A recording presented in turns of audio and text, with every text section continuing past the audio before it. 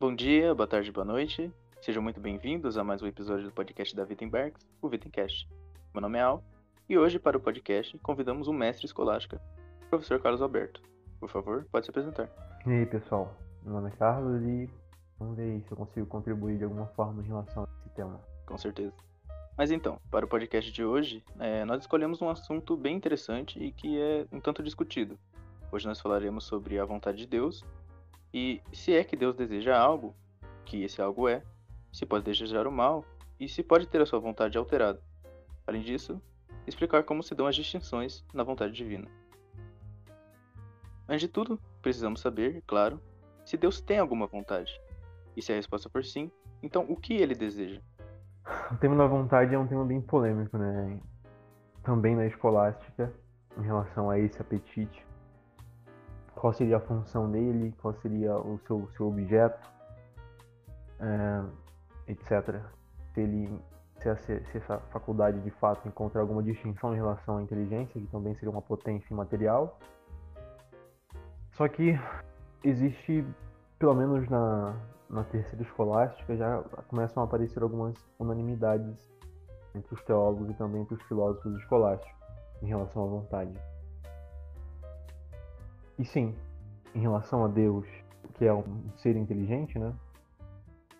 Que é perfeitíssimo, que é ato puro e por ser ato puro compreende todas as perfeições na ordem do ser em si, ele deve sim compreender também um apetite, uma vontade na sua essência.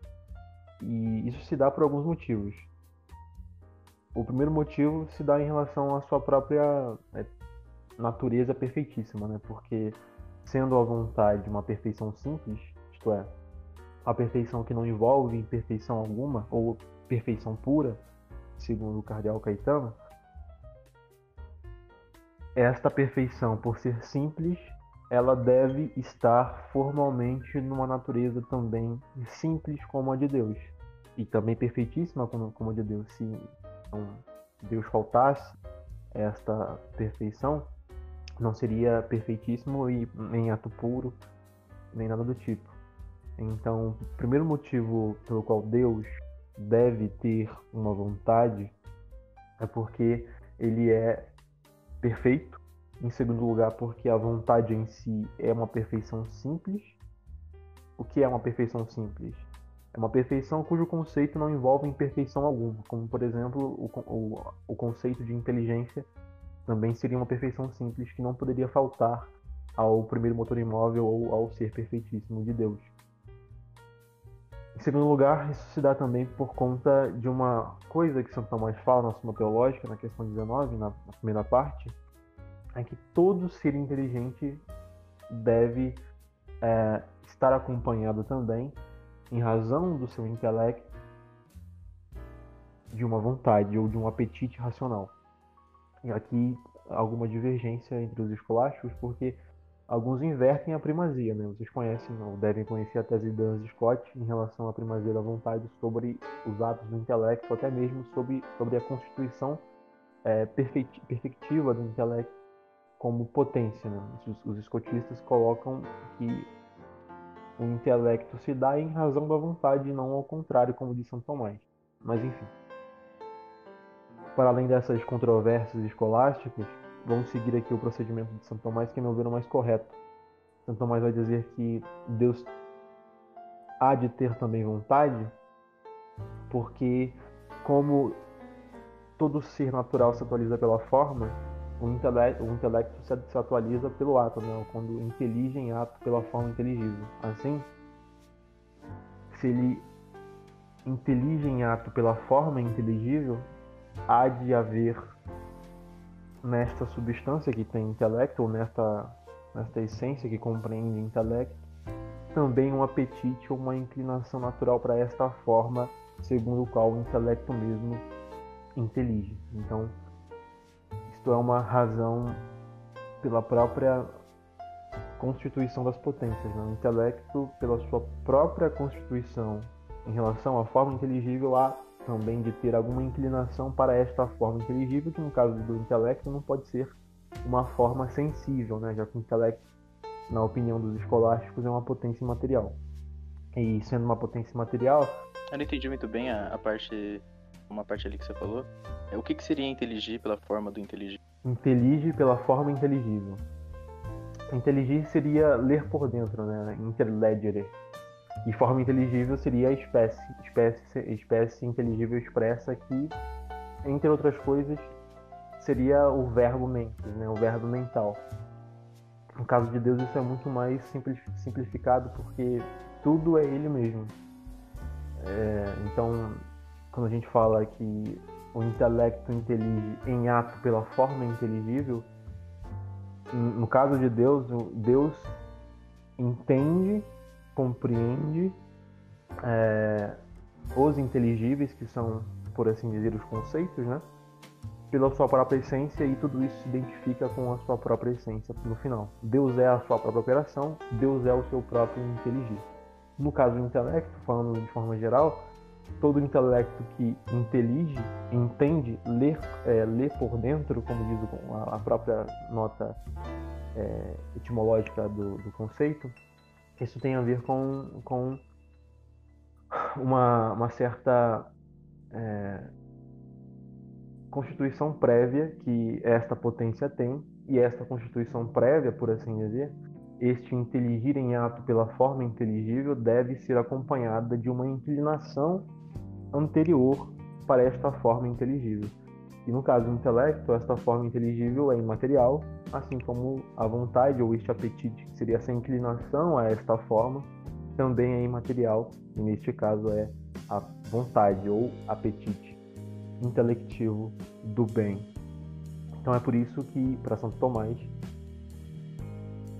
tendo Deus intelecto, deve ter também vontade, porque a vontade acompanha o intelecto. Enfim, essa é a segunda razão que ele elenca na Suma Teológica na questão 19, no primeiro artigo, né? Então nós temos duas razões. Temos a razão da perfeição em si. A vontade é uma perfeição simples, enquanto simples se identifica formalmente com o ser de Deus, porque se não se identificasse, Deus mesmo não seria perfeitíssimo. A segunda razão se dá pela própria atualização do intelecto, que exige sempre uma inclinação para aquilo que atualiza. Neste caso, esta inclinação em si se chama vontade, né? Apetite intelectivo do bem. Então, são esses os dois motivos geralmente elencados dos escolásticos. Há também outros, né? Tem um que se baseia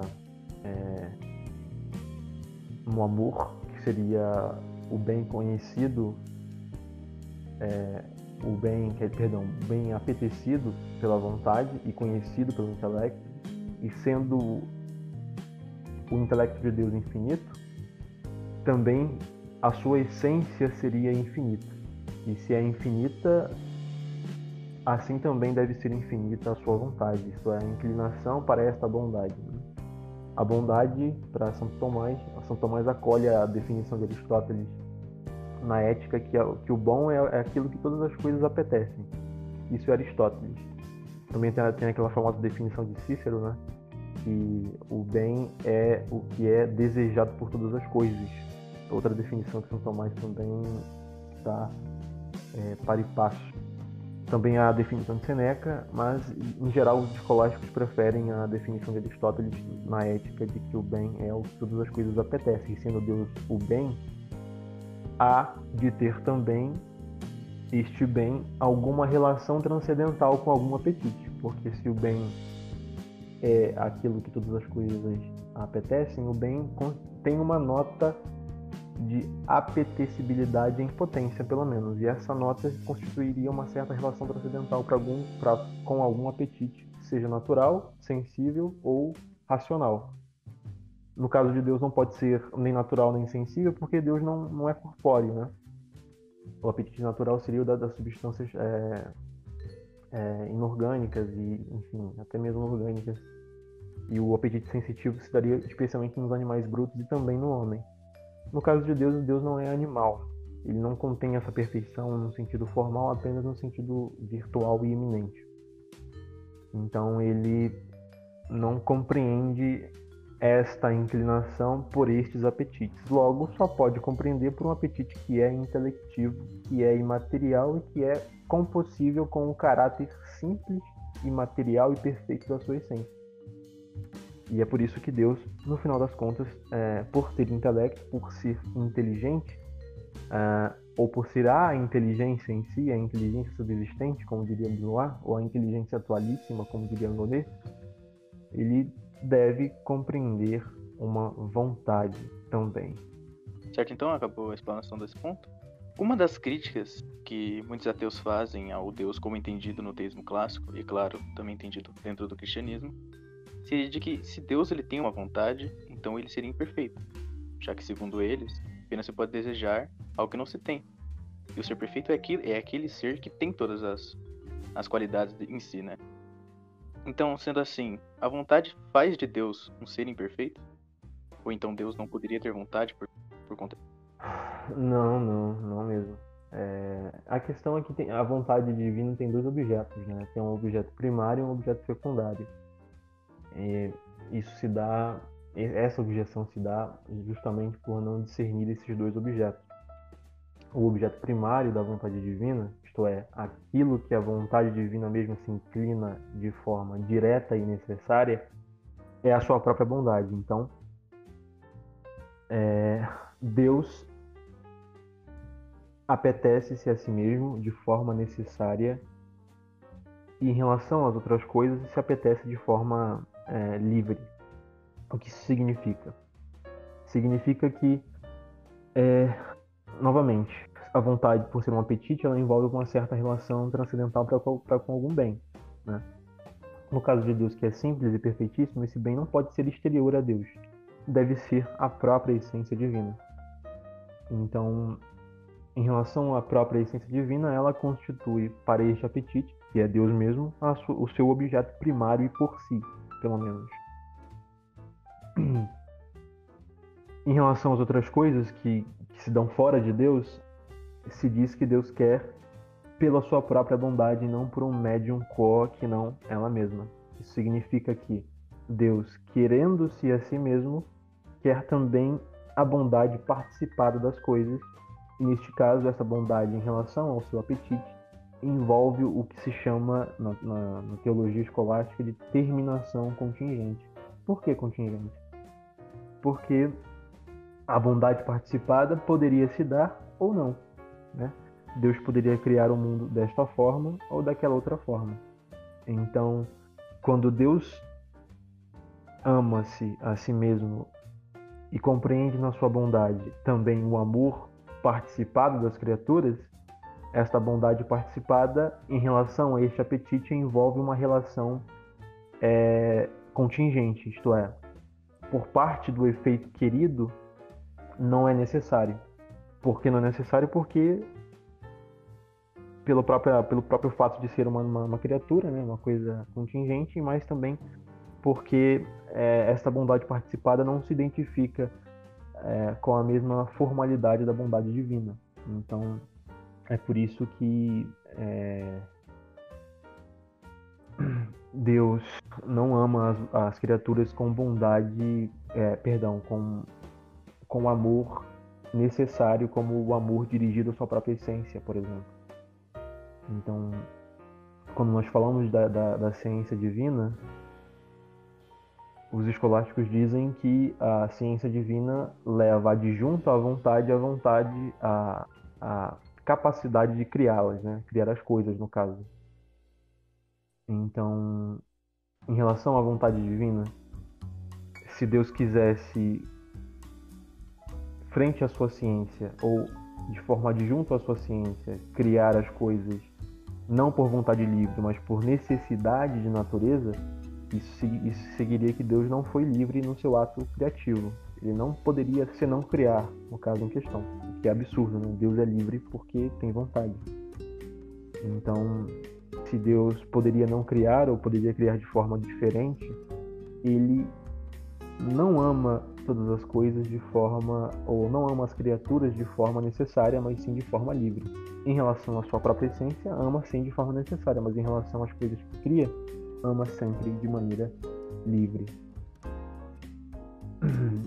E, novamente, essa objeção padece de um defeito porque, como eu disse, para os escolásticos existem dois tipos de perfeição, né? Existem as perfeições puras e as perfeições mistas.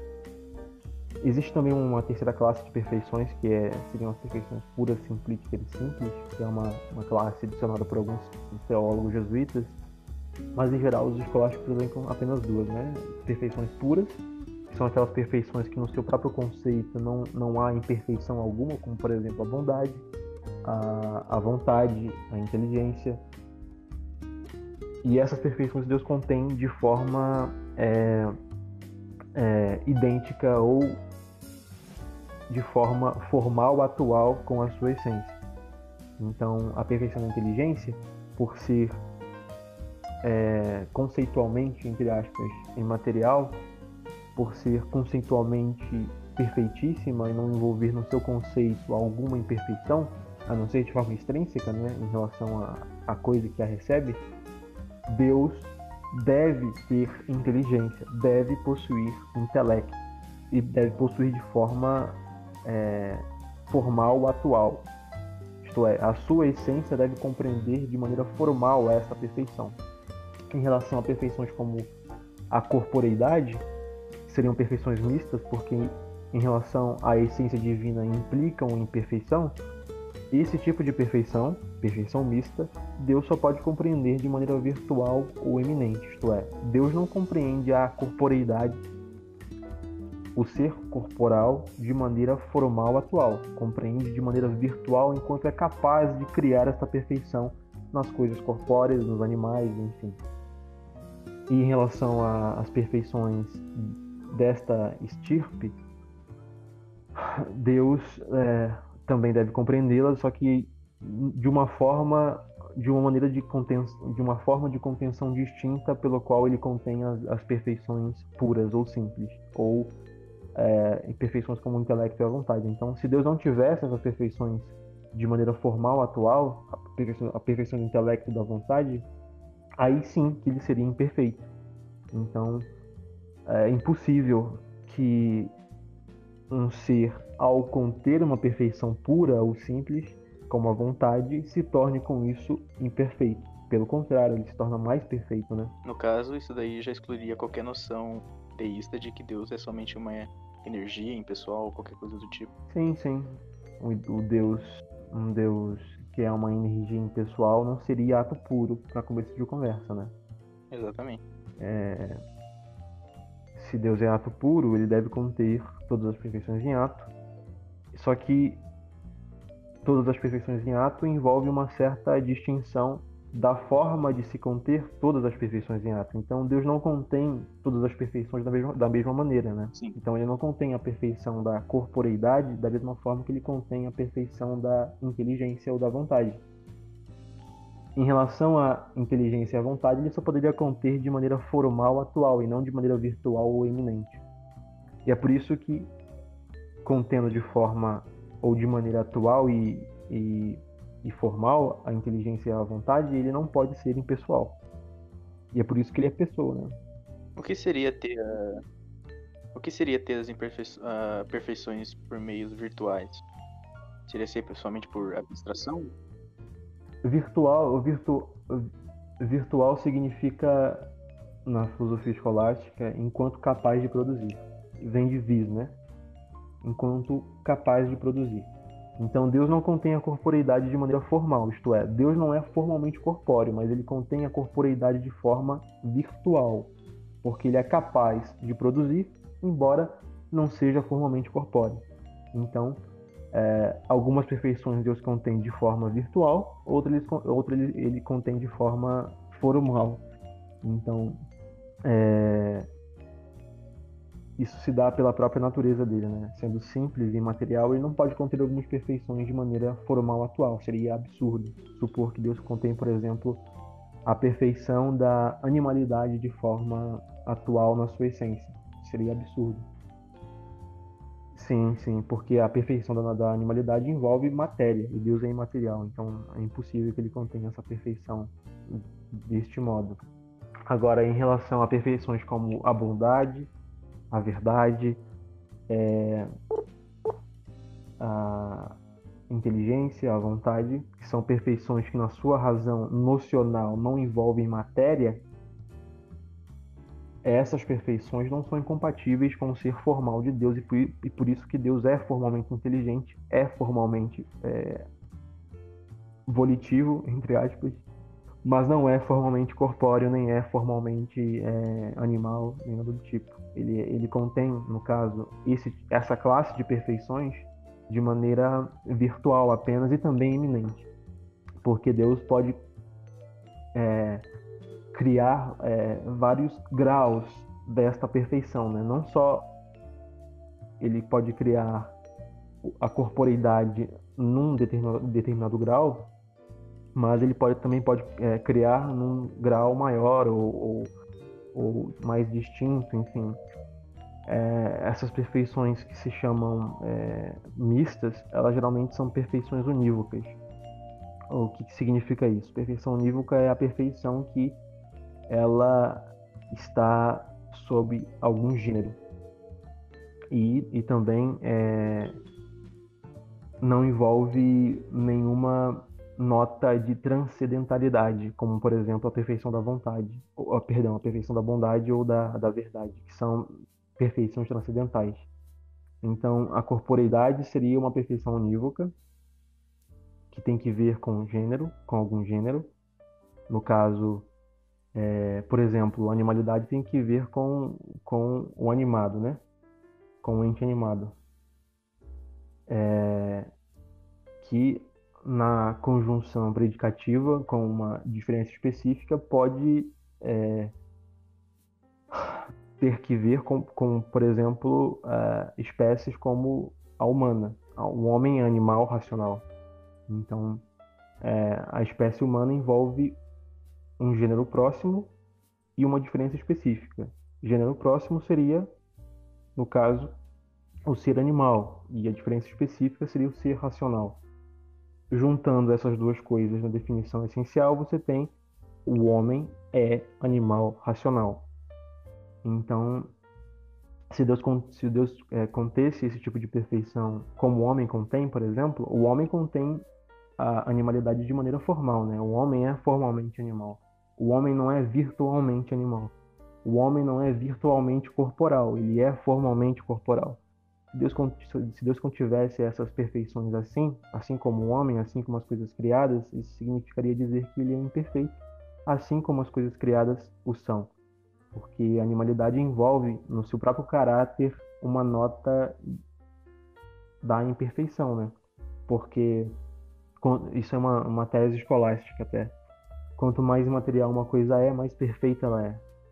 E porque para os escolásticos a matéria tem que ver com notas que são antitéticas, ou que estão nas antípodas da inteligibilidade, né? Então, quanto mais material uma coisa, menos inteligível ela é. Quad si, pelo menos. E quanto mais imaterial uma coisa, mais inteligível ela é quad si. É por isso que Deus, sendo sumamente imaterial, como diria a Riag e também Santo Tomás, ele é sumamente inteligível quad si, embora não seja quad nos, para nós, né? Porque Deus é tão inteligível que a sua inteligibilidade é como que para o nosso intelecto trevas. Deus é uma luz tão forte que cega o nosso intelecto, e é por isso que nós não conhecemos a Deus de forma nativa. Nós precisamos da deificação, né? Nós precisamos que Deus infunda um hábito para que nós o conheçamos assim como Ele mesmo se conhece. Entendido, então. Por vezes, a Escritura nos diz que Deus se arrependeu de certas coisas, ou então que alterou os seus planos. Como, por exemplo, no texto de Amós 7,3, em que diz: Então o Senhor se arrependeu disso, não acontecerá, diz o Senhor. Posto tudo isso, a vontade de Deus, ela é mutável?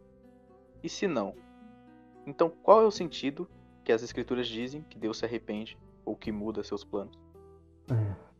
São Tomás trata de uma objeção assim na Suma Teológica, na questão 19, no artigo 7º, ele também elenca uma passagem das Sagradas Escrituras, se não me engano, de Jeremias 18, onde parece ali que Deus se arrepende. Parece que Deus se arrepende. E o que Santo Tomás responde é que a esta objeção que ele elenca, né, é que esse tipo de dito das Sagradas Escrituras deve se entender de forma metafórica e por semelhança conosco. Por exemplo, quando Deus diz que se arrepende, Santo Tomás fala que isso se dá por analogia quando nós nos arrependemos de algo e destruímos o que fazemos nesse caso, né? Por conta desse arrependimento. Ou quando, às vezes, nós queremos, sem mutação da nossa vontade, fazer algo com uma intenção simultânea de o destruir em seguida. E assim, isso poderia acontecer com Deus, quando nós dizemos que ele se arrependeu, quando as Sagradas Escrituras dizem que ele se arrependeu ou coisa do tipo, né? Por semelhança de ação, não por algum critério ou alguma univocidade de ação. E o Cardeal Caetano, no Denonologia, que é uma obra mestra nesse assunto, né, sobre analogia, ou da analogia dos nomes, melhor dizendo, ele elenca um critério de analogia que se dá nesse tipo de passagem que ele chama de analogia de proporção imprópria. Analogia de proporção imprópria que conviria justamente com um caráter de metáfora, porque nesse sentido, a analogia de proporção imprópria ou de proporcionalidade imprópria seria aquela analogia onde apenas um dos analogados ou apenas um dos termos da analogia conviria à perfeição num sentido formal, enquanto no outro conviria apenas no sentido extrínseco. Por exemplo, deixa eu ver um exemplo aqui de analogia de proporção imprópria. Tá, vou usar um exemplo que o próprio Cardeal Caetano usa. Quando nós dizemos que o campo ri. Nesse caso, a risada se predica do homem e do campo florido, né? Quando nós dizemos que o campo ri, assim como o homem ri. A risada se predica do homem e do campo florido. Apesar de que, nesse caso, apenas em um deles, esta perfeição, a risada, convenha num sentido formal, que é, no caso, no homem e não no campo florido. E, nesse sentido, o termo risada se diz do homem intrinsecamente, porque o homem é ridente de maneira intrínseca, de maneira formal, e o campo não é florido de forma intrínseca, não é ridente de forma intrínseca, nem de maneira formal, né? Então, essa perfeição convém ao homem de maneira intrínseca e ao campo de maneira extrínseca. Da mesma forma como quando as Sagradas Escrituras dizem que Deus se arrependeu, esta ação, ou este ato de se arrepender, convém apenas ao homem, no sentido intrínseco, e a Deus no sentido extrínseco, ou por analogia de proporção imprópria, que basicamente fundamenta a metáfora. E é por isso que, nesse sentido, nós não podemos compreender essas passagens de maneira unívoca ou com alguma analogia intrínseca, seja de atribuição, seja de proporção. Há apenas uma relação entre termos, onde um se diz de maneira intrínseca, um análogo se diz de forma intrínseca e o outro de forma extrínseca. Há uma nota de proporção, né, porque a analogia de proporção não é arbitrária, ela precisa compreender alguns requisitos, e esses requisitos, no caso de Deus, poderiam ser ações que são consideradas como convergentes no sentido material com aquilo que é formalmente no outro analogado, que no caso em questão pode ser o homem, né? Porque só o homem se arrepende de fato. Então, é isso. Como um tomista entende essas passagens? Entende com a ferramenta da analogia de proporção imprópria ou analogia metafórica, né? E se diz de um efeito quando este efeito, em relação aos analogados, possui uma conveniência extrínseca em um e uma conveniência intrínseca em outro. E São Tomás diz isso. Nossa irmã teológica, quando se depara com essas passagens das Sagradas Escrituras, que esse tipo de coisa deve ser entendido à vista desta espécie de analogia, né? Uma analogia metafórica, no caso. Tem uma coisa sobre isso, geralmente tem a ver, mas eu acho de um aspecto diferente. Acho que segundo a Reis, ele conta a história do rei Ezequias, na qual Deus, por meio do profeta, disse que Ezequias morreria em certo tempo, adoeceria e morreria, e que meio que não haveria mais chances dele viver. Só que, de algum modo, Ezequias se arrepende e Deus não mais o mata. Nesse caso, eu já li, acho que no livro do professor Torinho, sobre a questão de certo aspecto da vontade divina, na qual ele utiliza de um preceito como um meio para alcançar certo fim. Isso tem a ver com o antecedente consequente? Como é que se vê essa questão? Essa questão é muito difícil. Em Marim Sola, em Francisco Zona, é muito difícil, porque isso tem a ver com os decretos condicionais de Deus, né? E nesse caso do rei Ezequias, Deus poderia decretar uma condição, mas não decretar o seu efeito, no caso em questão a sua morte, né? E nesse sentido Deus não se arrependeu de fato, porque na eternidade ele decretou a condição sem conexioná-la a um efeito que aconteceria no mundo real, e por outro lado ele decretou outro efeito que não aquele porque a condição não foi cumprida, né? Ou qualquer coisa assim. Isso tem a ver também com o tema dos futuros contingentes e dos futuros contingentes condicionais, que são aqueles futuros que, para acontecer, eles prescrevem alguma condição. Daí, futuros condicionais, que são contingentes também, e são livres no caso do homem e do anjo. Sobre essa questão da vontade preceptiva e decretiva, eu acho que você está dizendo, né? É uma distinção. A gente vai falar sobre isso mais adiante. Melhor não falar agora. Ah, tá. Tem um tópico sobre isso, então vamos deixar pra lá. Ok. Então, esse problema tem a ver com isso, com a vontade de Deus, e se ela se cumpre sempre, ou se ela pode ser condicional em algum sentido, e sendo condicional, se por ser assim, Deus mutaciona a sua vontade, né? Quando ele prescreve alguma coisa e esta coisa acontece ou não acontece, ou quando ele prescreve um futuro contingente, mas sem conexioná-lo a um efeito real, existem várias classes de futuríveis, de futuros contingentes livres. E existe uma classe específica que é justamente essa classe de futuríveis que Deus condiciona a um decreto uma condição que não aparece no mundo real, de fato, mas ele decreta, e decreta inclusive o aparecimento, entre aspas, do efeito se a condição se cumpre, né? Mas como ela nunca se cumpre porque Deus não quer ou porque Deus permite que nunca se cumpra,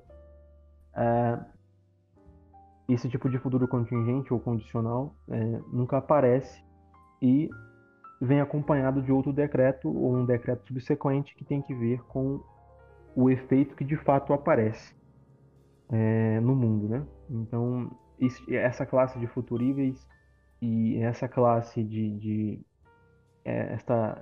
este ato da ação da vontade divina, né? É um pouco sutil por isso, porque relaciona coisas como o evento, o efeito, a causa, e essa relação entre essas três coisas nem sempre concorrem com necessidade, no sentido de que nem sempre se cumprem, nem sempre aparecem. E Deus condiciona assim para que não apareça ou para que apareça. E nós poderíamos entender esse tipo de passagem a partir desse framework do Francisco Zuma e também de Marinsola sobre os futuros ou as classes de futuríveis, né? Futuríveis cujo nexo do condicionado e do condicionante não tem ou não prescreve um efeito que de fato aparecerá no mundo atual, no mundo que Deus quer criar e que criou e conserva, enfim. Certo. A Escritura também muitas vezes nos diz que os homens se afastam da vontade de Deus ou fazem aquilo que ele não desejam que os homens façam. Então, tendo isso em vista, a gente pode perguntar: a vontade de Deus sempre se cumpre? E, se sim, como explicar os textos que parecem afirmar uma frustração na vontade de Deus? Questão complexa. São Tomás também aborda ela na Suma Teológica, também trata dela na Suma Teológica. E os escolásticos posteriores, especialmente de Salamanca, vão complicar ainda mais. Porque isso tem a ver com a vontade absoluta e eficaz de Deus e a vontade condicional ou ineficaz. E ambas, pelo menos na tese de Zumel, ambas são produtivas. Ambas produzem efeitos reais, no caso. Não são estéreis, né, como diria Domingo Banhas em relação à vontade condicionada. Então, aí há uma sutileza a mais que foi adicionada pelos escolásticos posteriores em relação a essas duas vontades, entre aspas, de Deus. E sobre a vontade absoluta, que também se chama vontade consequente, mas isso eu vou deixar, este nome consequente eu vou deixar para tratar nos próximos tópicos. Essa vontade absoluta e consequente, ela sempre se cumpre. E a razão disso é porque a vontade de Deus é causa primeira e universal de todas as coisas, né? Então, por ser uma causa universal e primeira, ela não pode ser impedida por nenhuma causa criada, enquanto tal. Até porque o movimento de qualquer causa criada depende essencialmente da causa primeira em relação ao seu ato. Então é por isso que essa vontade de Deus não pode ser impedida, nem pode falhar de nenhuma forma. Seja uma vontade para permitir, seja uma vontade para efetivar, para fazer algo. Uma vontade, portanto, positiva, né? A vontade permissiva seria aquela que recai na ciência aprovatória de Deus, que tem que ver com os males. Deus, quando quer com vontade absoluta que algum mal se siga, quer permitir que algum mal se siga, nada pode impedi-lo. Nenhuma causa pode frustrar esta ordem de coisas que ele permitiu que acontecesse. E isso vale tanto para o mal como para o bem. Se Deus quer atingir algum bem de forma infalível, ele vai ordenar meios para alcançar esse fim. No caso em questão, no pano de fundo tomista, seriam premoções físicas falivelmente eficazes que condicionariam a causa segunda para a produção de algum bem que Deus quer na eternidade. Então, a vontade absoluta de Deus, de fato, se cumpre sempre. Seja na ordem das coisas permitidas, dos males, de culpa, de pena e também dos males físicos, como também na ordem do bem, da vontade que Deus, da vontade positiva de Deus em relação a algum bem direto que quer produzir, na ordem das coisas que são. Agora, em relação a outra vontade de Deus, que é a vontade condicional, e que aqui eu vou tomá-la como producente, ela de fato produz algum efeito, não é uma vontade estéril, como diria Domingo Banhas e tantos outros, essa vontade, ela nem sempre se cumpre. Nem sempre se cumpre. E aí nós vamos entrar nas passagens onde Deus parece entre aspas, encontrar alguma barreira, algum óbice ao seu querer. Algum óbice ao seu querer. E por que esse tipo de vontade concorre com um efeito que pode ser impedido? Porque a vontade de Deus, condicionada nesse caso, ela seria uma vontade relativa e imperfeita. Imperfeita no sentido de concorrer com um efeito que Deus não quer de forma absoluta, de alguma forma. São Tomás não gosta desse termo imperfeita, ele diz isso nos comentários das sentenças, mas depois os seus discípulos como que apelidaram essa vontade de vontade imperfeita e relativa, né? Mas enfim, e em relação a essa vontade, Deus considera a coisa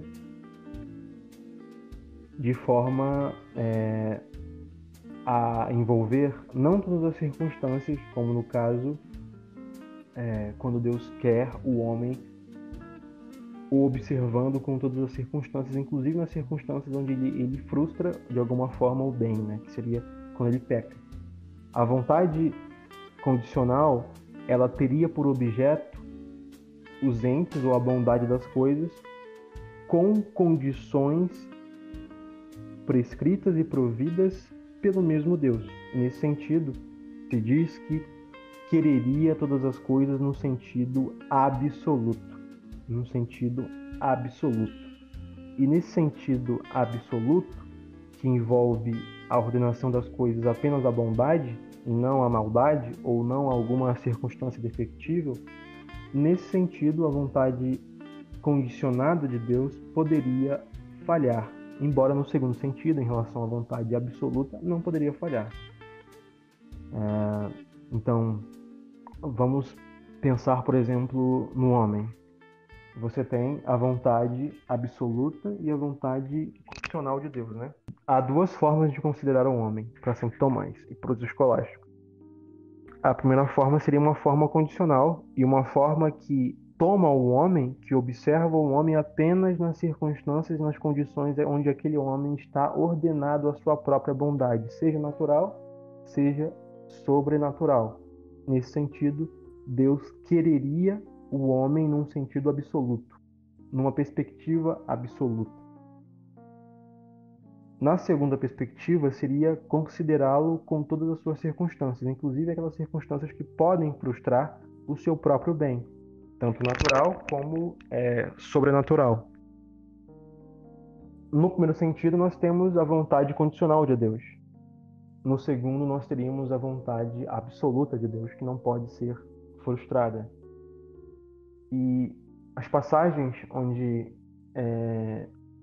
Deus aparenta ter uma vontade impedida, frustrada, teria que ver justamente com essa consideração absoluta do homem.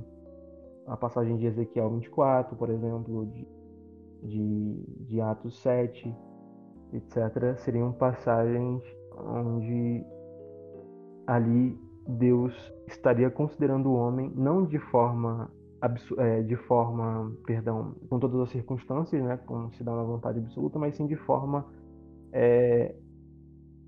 ou de maneira que a sua bondade não fosse frustrada. No caso, tomando o homem apenas com as circunstâncias que concorrem para o seu bem, e não também com as circunstâncias que concorrem para o seu mal, no caso da vontade absoluta, né? E é por isso que Deus expressa por signos esta vontade quando diz, por exemplo, em Atos, que duras são a cerviz dos incircuncisos de coração e de ouvidos, né? Vós que sempre haveis resistido sobre o Espírito Santo, algo assim. É um exemplo claro de vontade condicionada de Deus. Ou então de Ezequiel 24. Oi. Quando, por exemplo, Paulo fala que Deus quer que todos sejam salvos. Sim. É um texto bem famoso. Isso aí já teria que ver já com a vontade antecedente. E eu não queria... é algo que é quase inseparável, mas eu quero separar as coisas, de alguma forma. A vontade condicional e a vontade absoluta tem que ver com efeitos que não necessariamente se ordenam a salvação do homem, como na passagem onde Deus diz que Deus quer salvar todos os homens, isso já teria que ver com a vontade antecedente e consequente, né? Porque essas duas vontades, entre aspas, se ordenam principalmente à salvação e ao bem sobrenatural do homem, enquanto a vontade condicional e a vontade absoluta se ordenam também ao bem natural do homem, não só ao bem sobrenatural, que tem a ver com o seu destino eterno. Então, em relação ao seu destino eterno, ou melhor, ao seu destino natural e às suas próprias faculdades naturais e ao seu próprio bem natural, há duas vontades da parte de Deus, que na verdade são uma só, são signos de razão que nós discernimos na vontade divina, porque nosso intelecto é débil e por isso precisa aprender realidades eminentemente perfeitíssimas com muitos conceitos. Os teólogos discernem essas duas vontades, uma vontade onde Deus considera as coisas com as condições que concorrem apenas para o seu bem, vontade condicionada, e a vontade que seria absoluta, que considera as coisas também com as circunstâncias que concorrem para o seu mal, tanto em relação ao âmbito natural, como também em relação ao âmbito sobrenatural. Em relação ao âmbito sobrenatural, você vai ter no caso, a distinção da vontade antecedente e consequente, né? Seriam essas duas vontades que pertenceriam a essa espécie de bem ou esta espécie de malícia ou aversão ao âmbito sobrenatural. Mas, tomando como um todo, você tem essas duas vontades que eu falei. Entendido, então. Bom, é de senso comum nós dizermos que Deus é bom, né? Ou seja, falou anteriormente até que Deus, ele é o ser perfeitíssimo, ele é todo bem, né? E por conta disso, ele sempre irá desejar aquilo que também é bom, né? Como a sua própria essência e também o bem das outras criaturas. Mas Deus pode desejar o mal de alguma forma? Essa questão é até simples. É porque, para os escolásticos, existem 3 tipos de mal. Você tem o mal físico, você tem o mal de culpa, o mal de pena, perdão, e o mal de culpa, né? Mas o que é o mal antes de tudo? O mal, em geral, é a privação de algum bem devido. É privação de algum bem devido. Esta palavrinha devido é muito importante porque nem todo bem é devido, né? Então, por exemplo, o fato da pedra estar privada da visão não é um mal para ela, porque a visão para a pedra não é um bem devido à sua natureza. Agora, a falta de visão no homem, aí sim é um mal para o homem, porque ter visão é um bem daquela natureza, da natureza humana, no caso. Então, nem todo bem é devido, e só há razão de mal quando há privação de algum bem que é devido a alguma natureza. Em relação aos bens de ordem sobrenatural ou até de ordem preternatural, também há uma razão de bem não devido ou indevido à natureza, porque a natureza do homem não reclama pela graça, né? Então o homem não é devido à natureza do homem ter a graça. Por isso que ela é um dom gratuito. Por isso que ela é graça. Justamente porque não há perfeição devida àquela natureza. Assim também em relação aos dons preternaturais, como a impassibilidade, a imortalidade, etc. Nada disso é devido à natureza do homem, justamente por isso que se tratam de dons, de coisas gratuitas que Deus dá, mas também poderia não dar, porque é livre nesse caso. E então isso é muito importante, porque geralmente as pessoas definem o mal, com base em Santo Agostinho, de forma errada. As pessoas dizem assim: o mal para Santo Agostinho é a privação de algum bem. Só que esquecem que esse bem deve ser devido à natureza, do contrário não seria mal, né? Então, se a pedra não tem braços, não ter braços não é um mal para a pedra, porque ter braços não é a perfeição devida àquela natureza, a natureza da pedra, né? Se você não discernir essa coisa importante, acaba se caindo na posição de Leibniz acerca do mal metafísico, né? O mal metafísico para Leibniz seria a mera imperfeição. Então, toda imperfeição criatural seria um mal metafísico. E para os escolásticos isso é absurdo.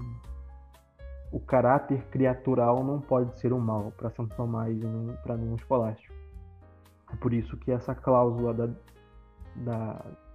do bem devido é importante na consideração do mal. Então, novamente, o mal é a privação de um bem devido em um sujeito. Também há outra coisa importante nessa definição, porque o mal não é e nem pode se dar num vácuo, né? Precisa ter algum sujeito, alguma coisa em que esteja instanciado e que prive de fato um bem desta coisa. Então, o mal pressupõe algum sujeito, algum bem segundo o qual ele priva, mas não priva totalmente. Porque se o mal privasse totalmente, não haveria nem mal, nem bem, segundo o qual ele privaria. Então, o mal ele é a privação de um bem devido e é a privação de um bem devido em um sujeito que instancia esta privação e segundo o qual esta privação priva algum bem que lhe é devido. E é por isso que se diz em filosofia escolástica que o mal não é um nada absoluto. Não é uma privação total. Ela é a privação em um sujeito. É um nada em algum sujeito. E esta nota também é muito importante na consideração do mal. Agora, em relação aos males, né? Eu falei de 3. Seria o mal de culpa, o mal de pena e o mal físico. E o que seriam esses males? Eu vou explicar as definições gerais deles, né? O mal físico seria, ou também o mal de natureza, ou o mal da natureza, é a privação de algum bem devido à natureza num sentido mais físico. Então, a cegueira seria um mal físico, porque priva a vista. A enfermidade seria um mal físico, porque priva a saúde. Então, essas privações que se dão num caráter mais natural, mais palpável, entre aspas, se dão no que os escolásticos chamam, do que São Tomás chama de mal físico. Já o mal de pena é a privação de algum bem imposta ao culpado, em pena ou castigo de sua culpa. O que isso significa? Por exemplo, quando um juiz decreta a prisão de alguém, ele lhe priva da liberdade, certo?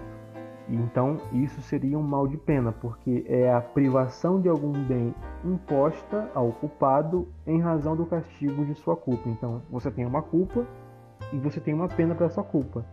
Esta pena, para esta culpa em especial, concorreria com a privação de algum bem ao culpado. Então, o cara matou alguém, é um homicida, o juiz decreta a sua prisão e assim priva-o de algum bem em razão, porém, da sua culpa.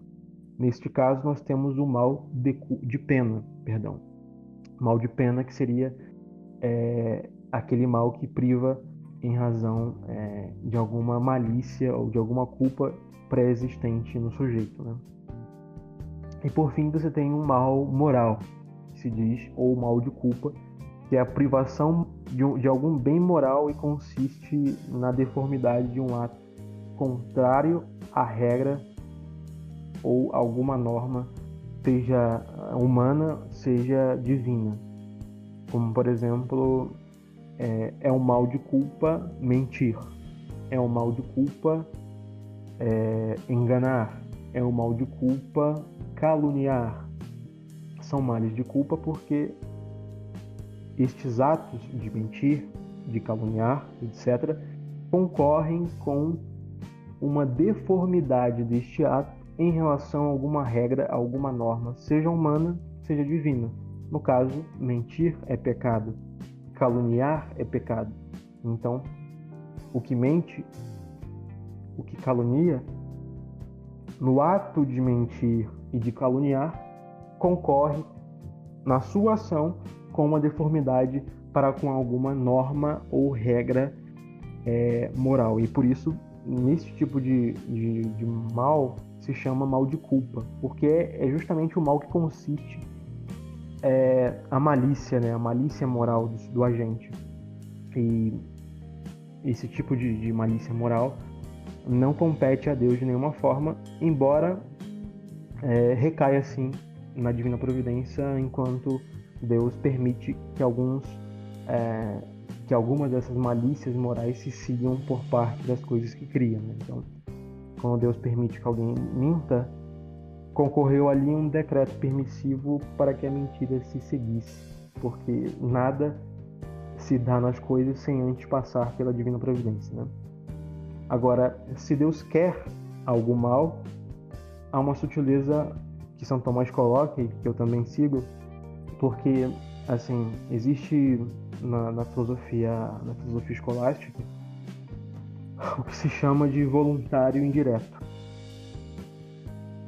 E aqui as coisas vão ficar um pouco complexas, porque o que São Tomás vai dizer em relação a isso é que Deus não quer diretamente nenhum mal, mas para obter maiores bens, ele quer de forma indireta o peratidens, o mal físico e o mal de pena, e permite, sem querer, o mal moral ou o mal de culpa.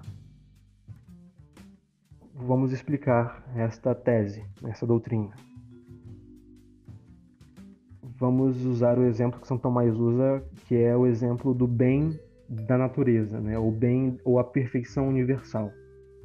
A perfeição universal, segundo São Tomás, que é a perfeição do universo como conjunto de coisas criadas tomadas num sentido total, ela exige uma certa gradação por parte das coisas e exige uma certa defecção por parte de algumas delas, tanto no sentido natural como no sentido penal, por assim dizer. E assim, como Deus quer este bem de forma direta, Deus quer de forma direta a perfeição universal, querendo a perfeição universal, ele quer também de forma indireta os males físicos e também o mal de pena.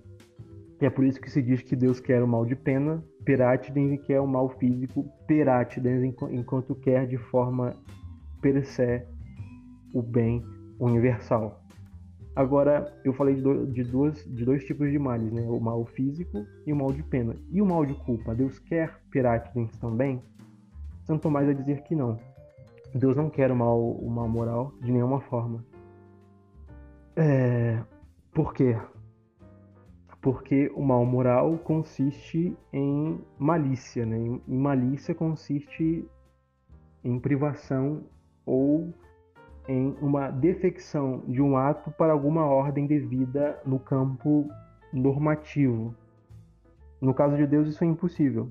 No caso de Deus, isso é impossível porque, para Deus, a sua ação se destina de forma primária apenas a Ele mesmo, que é o bem sumo.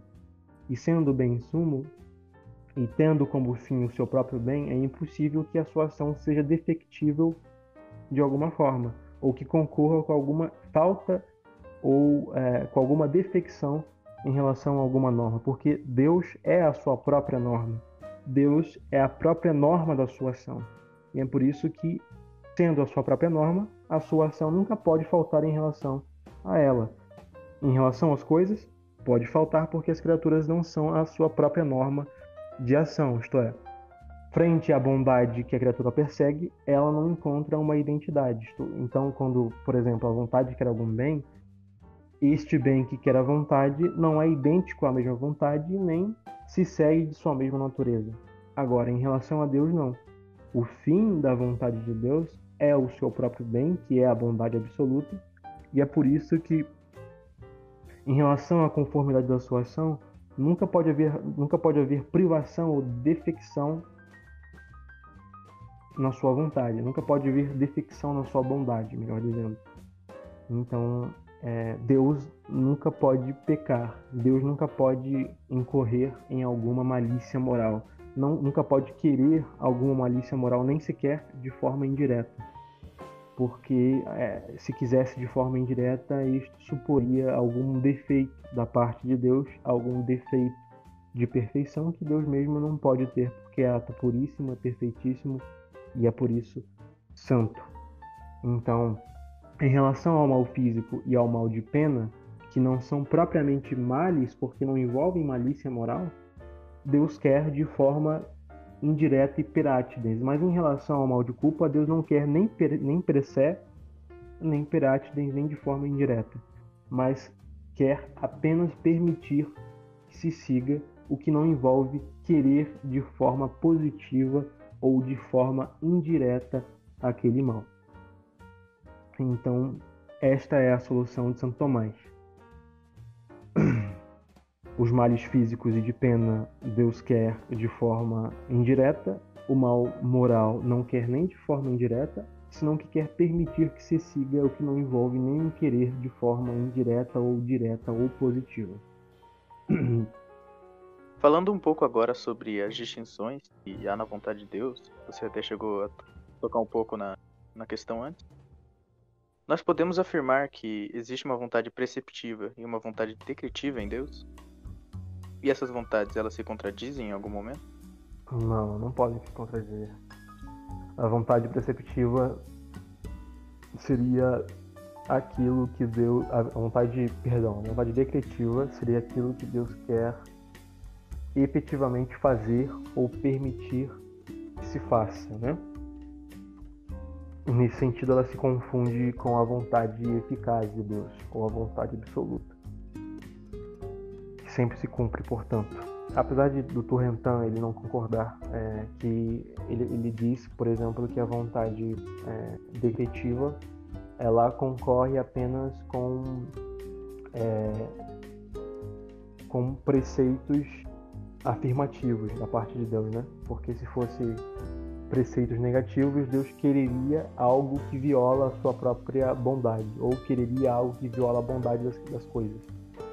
Mas não necessariamente isso é verdade, porque Deus poderia não querer o ato, mas os meios para que a causa segunda não faça ou não viole algum bem.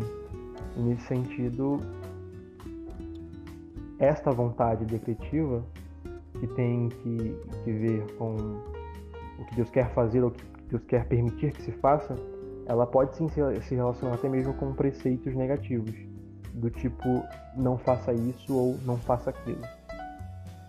Porque para não fazer alguma coisa, Deus também envia e concorre com meios para que a causa segunda não faça.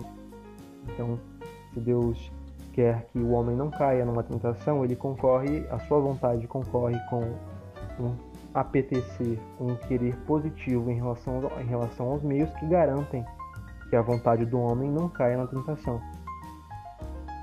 Em relação à vontade preceptiva ou normativa, é uma vontade que tem a ver não com aquilo que Deus quer fazer ou que Deus quer permitir que se faça, mas sim com basicamente o que Deus quer que nós façamos, que é diferente, né? São os preceitos que concorrem para a bondade das nossas ações que Deus quer que as criaturas de fato façam para assim atingir os bens que lhe competem. Então, essas vontades não se contradizem de nenhuma forma. A vontade preceptiva de Deus, diriam os humilianos, nem sempre se cumpre. E os protestantes também concordam com isso, o Turretin também concorda, porque, por exemplo, Deus quer que todos os homens se salvem, só que, e querendo isto, quer também que eles façam coisas que concorram para essa salvação, certo? Só que nem sempre os homens fazem esse tipo de coisa, e nesse sentido a vontade de Deus não se cumpre em relação aos meios e ao fim que Deus deseja com a sua vontade antecedente, entre aspas, ou vontade condicional. Então, é isso. Essas são os dois signos da vontade divina que concorrem para um escolástico a vontade eficaz e ineficaz de Deus. Certo, então. Um tema que é bastante discutido quando se fala da vontade divina, e inclusive dentro das próprias escolas tomistas, é sobre a vontade antecedente e a consequente de Deus. Elas existem? E se existem, de que forma elas se dão? Uma coisa polêmica isso aí.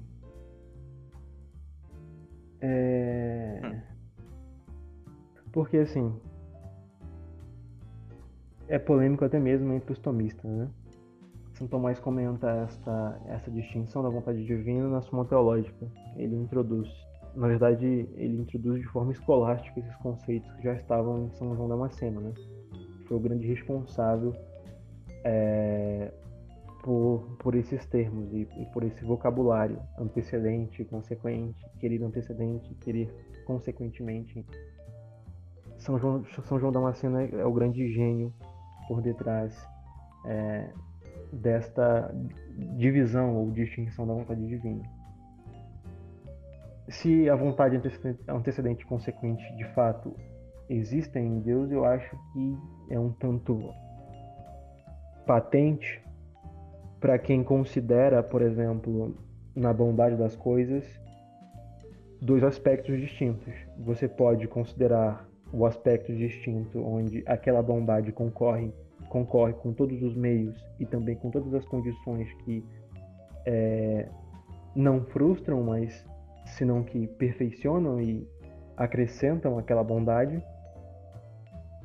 Ou você pode considerar aquela bondade num sentido restrito, onde não há nenhuma ocorrência de maldade ou de defecção. Nesse sentido, você teria vontade antecedente. E você pode considerar a bondade com todas as circunstâncias que podem envolvê-la, inclusive as circunstâncias que decrescem ou que defeccionam aquela bondade, como o pecado, como o mal. E nesse caso você teria a vontade consequente. Então, a partir do momento em que a bondade implica essas duas ordens, tanto uma ordem defectiva como uma ordem perfectiva, tanto uma ordem que concorre com as perfeições naturais também, sobrenaturais, que concorre a alguma natureza, como a natureza humana, por exemplo, você há de admitir esses dois aspectos, e admitindo esses dois aspectos, você cai de forma inevitável na distinção de São João Damasceno da vontade antecedente e da vontade consequente, porque elas se relacionam justamente com isso, com o bem tomado sob perspectivas distintas. E a partir do momento que essas perspectivas existem e podem existir nas coisas, a vontade divina também, em relação a essa bondade, quer as coisas tanto de um prisma como de outro prisma, que no caso seria o prisma antecedente, considerando as coisas no sentido absoluto, e o prisma consequente, que seria considerar as coisas não só no sentido absoluto, mas sim com as suas circunstâncias, né? E com as circunstâncias que concorrem, inclusive, para o mal daquela natureza, daquela coisa ou daquela bondade. Então, de fato, a vontade antecedente e consequente existem em Deus. Não são vontades contraditórias, nada do tipo.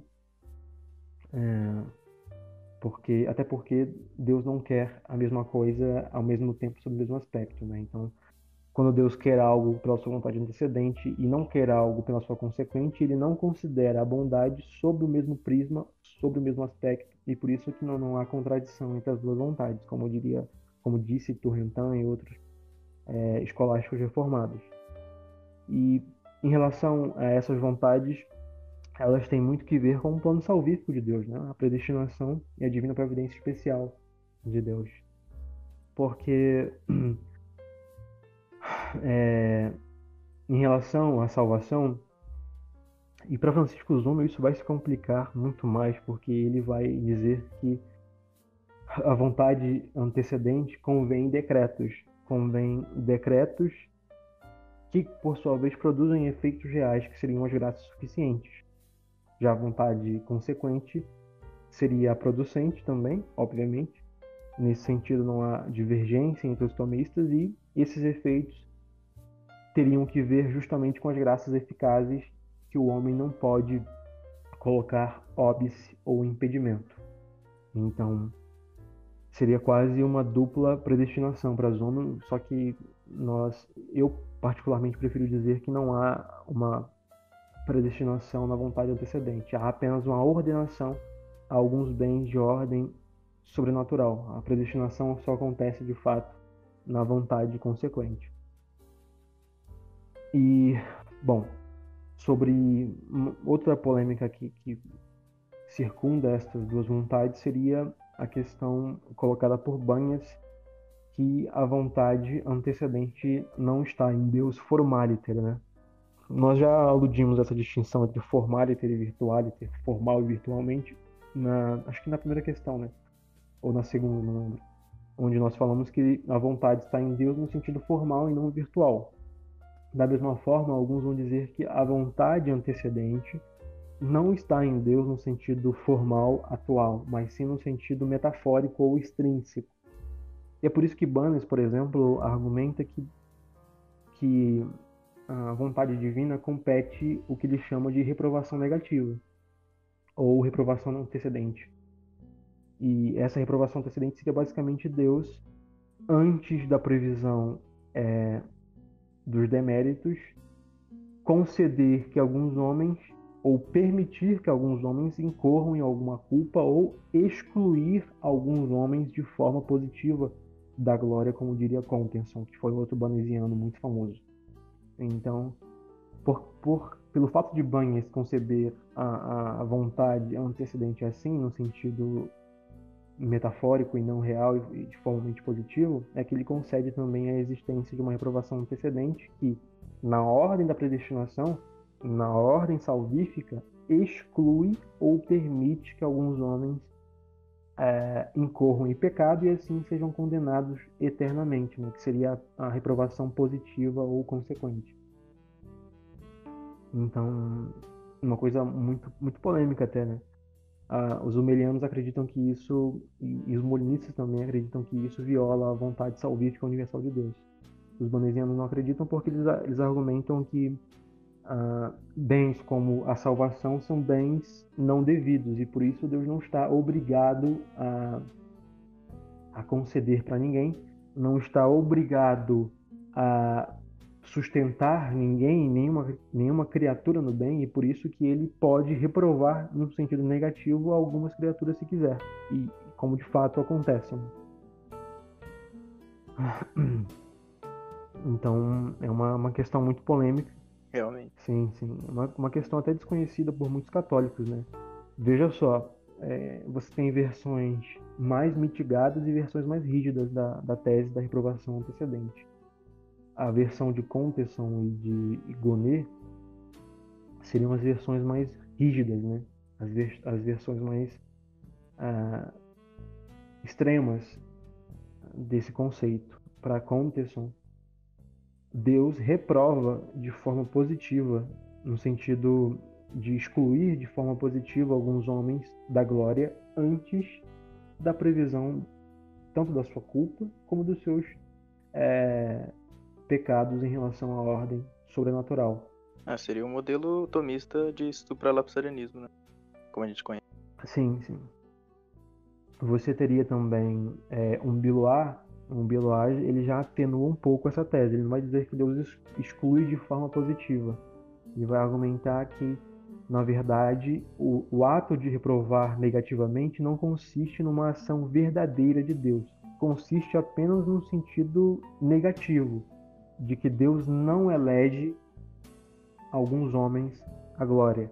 Então, a reprovação negativa não seria uma ação positiva da parte de Deus, mas consistiria apenas num aspecto de não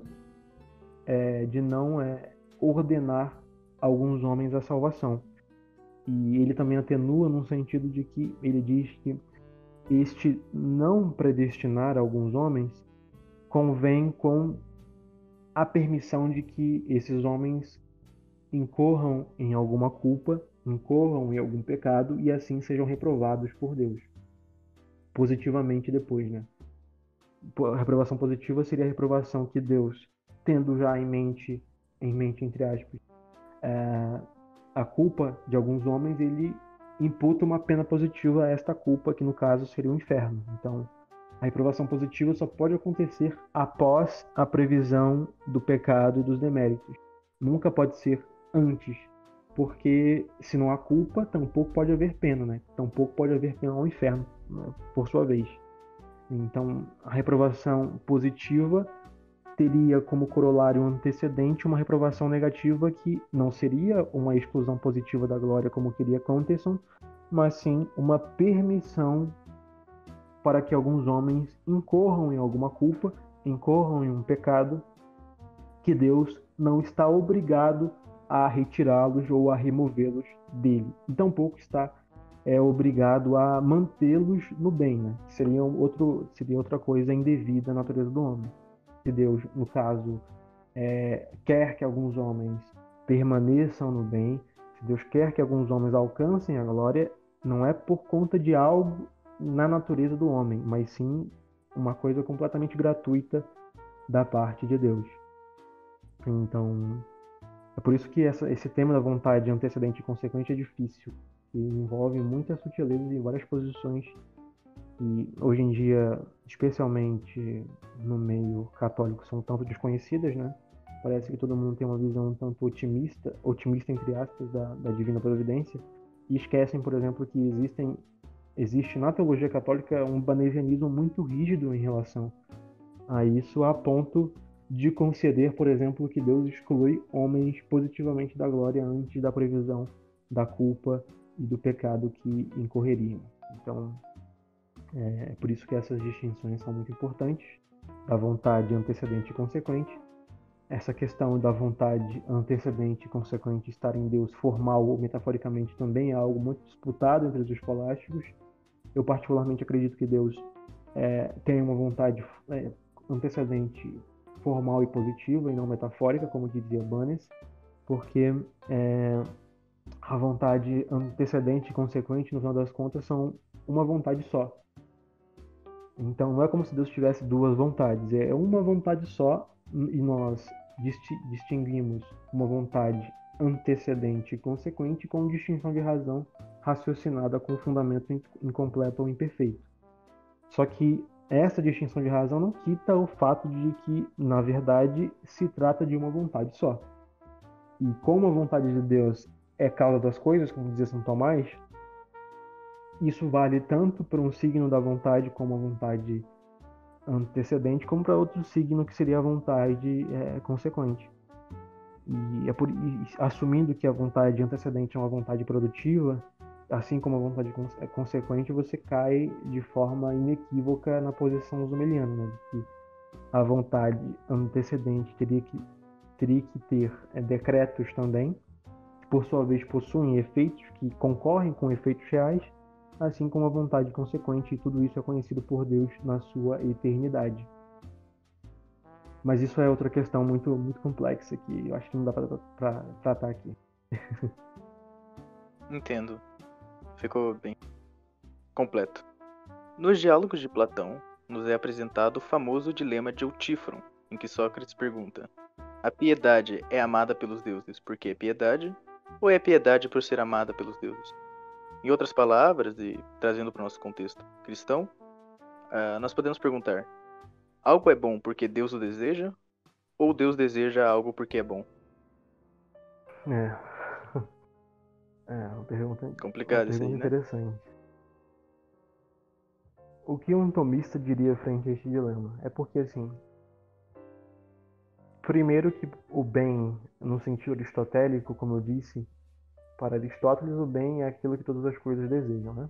É a definição que ele dá na ética e a definição que São Tomás utiliza também. Qual seria o grande problema desse dilema? É porque ele parece pressupor um certo platonismo acerca do bem, né? O bem é tomado como uma coisa, como os filósofos analíticos chamam, como se fosse uma espécie de objeto abstrato. E para São Tomás e para Aristóteles, e para outros escolásticos que seguem também o realismo moderado, o bem não é uma espécie de objeto abstrato nesse sentido. Eu não vou entrar nem no mérito se de fato Platão defendeu esse tipo de coisa, que hoje em dia também é uma coisa muito disputada, né? Se Platão de fato foi defensor do que os escolásticos chamavam de realismo exagerado, de que e que depois foi defendido pelos escolásticos, especialmente da linha beneditina, né? Como os agostinianos e depois também alguns da linha de São Boaventura. Mas para São Tomás o bem, novamente, não é um objeto abstrato nesse sentido e nem se dá como se fosse uma entidade separada de Deus. Novamente, se o bem é aquilo que todas as coisas apetecem, e nesse sentido o bem se converte com a razão de ente, então tudo que é ente tem uma razão de apetecibilidade, Deus, sendo o sumo ente, também é o sumo apetecível e, por sua vez, é o sumo bem. Porque, sendo um super ente, né, no sentido superlativo da palavra, ele conviria ao máximo na razão de perfeição e, convindo nessa razão, a sua natureza se convertiria, entre aspas, na razão também da bondade, que para os escolásticos, como eu disse, tem a ver com a apetecibilidade de uma entidade ou de algum ente, né? A razão de apetecível de um ente é justamente uma das razões formais do bem.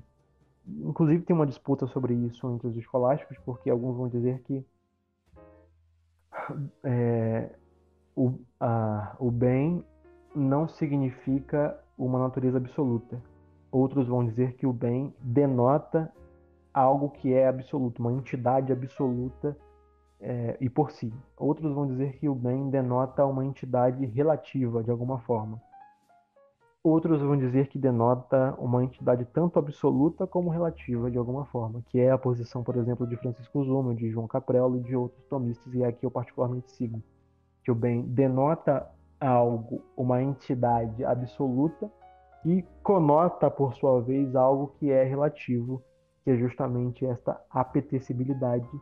E esta apetecibilidade só pode ser em relação a alguma coisa, né, que é um apetite. É por isso que é relativo. Isso também é muito disputado entre os escolásticos. E sobre essa questão do bem, essa questão do bem sendo o que todos querem ou o que todos apetecem, o grande mote da tese tomista é que quando dizemos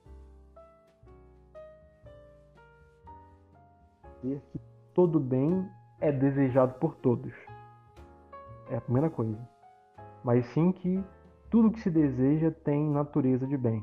Em suma, isso significa dizer que aqueles que desejam até mesmo o mal o desejam sob algum aspecto de bem, do que é desejável, do que é apetecível. Por exemplo, quando um demônio quer fazer alguma demonice, dizem os escolásticos, especialmente João de São Tomás, no seu curso de teologia, que o mal no ato do demônio não recai como se fosse algo direto, no sentido de que o mal não pode ser querido em si mesmo, porque é privação. Como a vontade pode querer algo que não tem entidade. Então, quando um demônio quer o mal, ele quer o mal sob alguma razão de bem, que no caso seria um bem aparente. Isso não significa que ele não queira a malícia. Ele quer de fato a malícia. Mas ele quer a malícia sob algum aspecto de bem. E nesse sentido, a malícia recai, no jargão escolástico, fora da intenção do agente. Praeter intentionis agentes. Fora da intenção do agente. Porque o mal não tem causa direta, né? Até porque ele é privação, como eu já disse. Então, a diferença entre desejar o bem e desejar o mal é que a vontade e o intelecto estão em harmonia na primeira perspectiva, né, do querer o bem, e estão em discórdia ou em desarmonia no segundo sentido, que seria de desejar o mal. Então essa seria a diferença entre desejar o bem e desejar o mal, ou apetecer o bem e apetecer, entre aspas, o mal. Então esse é o primeiro ponto para responder essa questão do dilema de Éutico. E em relação agora a Deus, aplicando esse raciocínio a Deus, a simplicidade divina significa que Deus não tem composição nem lógica, nem física, nem tampouco metafísica. A composição metafísica seria, por exemplo, a que concorre nos anjos. Os anjos são substâncias separadas da matéria, como dizia Santo Tomás. Só que, sendo separados, eles concorrem com alguma simplicidade. Né? Eles não têm partes físicas. Então, eles são substâncias simples de alguma forma. São compostos por outro aspecto, que seria no caso da essência e do ser. O anjo, apesar de simples, em relação à essência e ao seu ser, não encontra uma simplicidade, porque há distinção real entre essência e ser. E é por isso que o anjo, apesar de ser imaterial, não é simples como Deus, que é um espírito puríssimo. E a simplicidade de Deus, que não envolve nenhuma composição e que repugna qualquer espécie de composição, implica em dizer que a vontade de Deus justa é a própria bondade de Deus, e por sua vez implica na sua própria essência necessária, perfeitíssima e imutável. Então, em relação, por exemplo, ao bem que se quer objetivamente a nós, decretado por Deus, dito por Deus com signos de preceitos, de mandamento, de ordenança, isso se dá no final, e esta bondade que concorre com esses preceitos que Deus ordena no final, em relação à sua própria natureza, se identificam num sentido formal, e nesse sentido, portanto, não poderiam ser de outra forma das que são neste mundo. Então, o preceito de não matar para Santo Tomás e para teologias não voluntaristas, pelo menos, eu vou excluir aqui Ockham, que dizia que, na verdade, as coisas podem mudar, né, de acordo com a vontade de Deus. Isso é, segundo ele, é condicionado à vontade absoluta, à potência absoluta de Deus. Para Santo Tomás, por exemplo, o preceito de não matar. E a concorrência que este preceito envolve em relação ao mal seria idêntico em todos os mundos possíveis.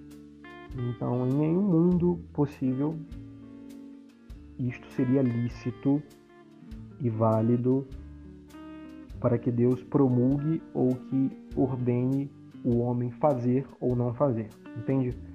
Então, isso se dá especialmente pela simplicidade divina que impede que haja distinções como bondade e Deus.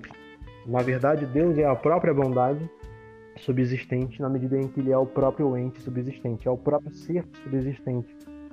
Melhor dizendo, como dizia Santo Tomás, né? O YS subsistem a Deus. Deus é o próprio ser subsistente, e sendo o próprio ser subsistente é também a bondade subsistente.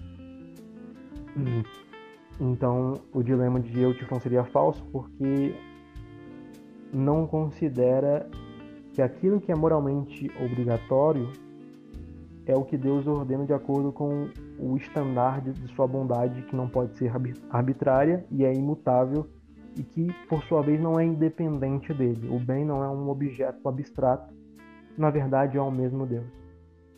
E, enfim, essa seria a resposta, ou uma das respostas a esse problema da perspectiva escolástica, né? De outras perspectivas mais voluntaristas, como a de Duns Scotus, isso mudaria um pouco. Para Ockham mudaria bastante, mas para Santo Tomás e para os que o seguem, pelo menos, é mais ou menos nessa linha que se responde a este dilema. Certo, então. Acabamos, então. Finalizando, então, mais um podcast. Esperamos nós temos posto suficientemente bem para todos os nossos ouvintes. E agora o Carlos Alberto, se quiser, pode dar as suas considerações finais. Eu agradeço pela oportunidade de participar deste podcast. Foi bem interessante, foi bem legal conversar sobre esse assunto. Um assunto inesgotável praticamente, né? E eu já escrevi sobre isso no meu Medium. Se depois vocês quiserem dar uma olhada lá, é só conferirem. Eu já escrevi sobre a vontade divina. Não escrevi exatamente sobre a questão da vontade antecedente e consequente, se eu não me engano. Tem alguma coisa sobre isso lá, mas não é especialmente sobre isso. É sobre outro assunto, provavelmente. Mas enfim, eu espero que eu tenha contribuído de alguma forma para a compreensão desse assunto, né? Da vontade divina. Bom, e isso é tudo, pessoal. Agradecemos a todos que nos ouviram até aqui e também agradecemos ao Carlos por ter participado aqui conosco. Claro, não se esqueçam de deixar o seu like, compartilhamento, feedback nos comentários. E os links para todas as nossas redes sociais e também para o Medium do Carlos Alberto estarão todos na descrição. Portanto, não deixem de conferir.